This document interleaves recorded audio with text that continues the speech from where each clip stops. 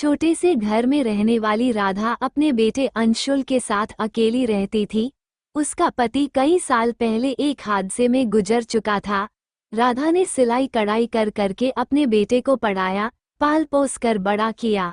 अंशुल अब एक बड़ी कंपनी में नौकरी करता था और शहर में रहता था। राधा रोज शाम को पुराने संदूक में से कुछ न कुछ निकालकर साफ करती। वही संदूक जिसे वह प्यार से पिटारा कहती थी, उसमें अंशुल की बचपन की चीजें थीं, पहला खिलौना, टूटी हुई चप्पल, स्कूल की पहली फोटो और उसकी पहली कविता जो उसने माँ के लिए लिखी थी।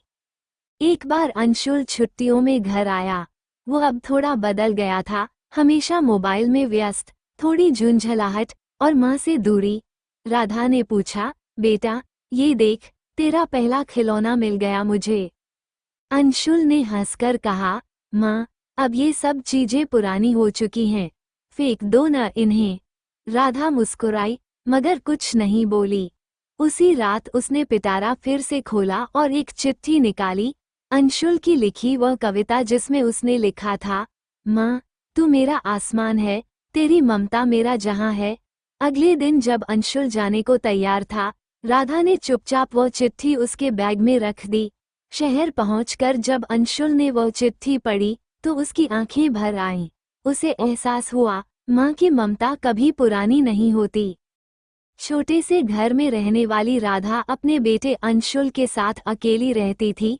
उसका पति कई साल पहले एक हादसे में गुजर चुका था। राधा ने सिलाई कढ़ाई कर करके अपने बेटे को पढ़ाया, पाल पोस कर बड़ा किया। अंशुल अब एक बड़ी कंपनी में नौकरी करता था और शहर में रहता था। राधा रोज शाम को पुराने संदूक में से कुछ न कुछ निकालकर साफ करती।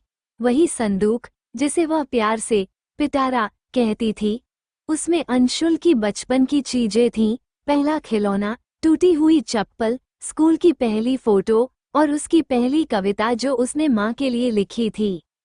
एक बार अंशुल छुट्टियों में घर आया। वो अब थोड़ा बदल गया था, हमेशा मोबाइल में व्यस्त, थोड़ी झुंझलाहट और माँ से दूरी। राधा ने पूछा, बेटा ये देख।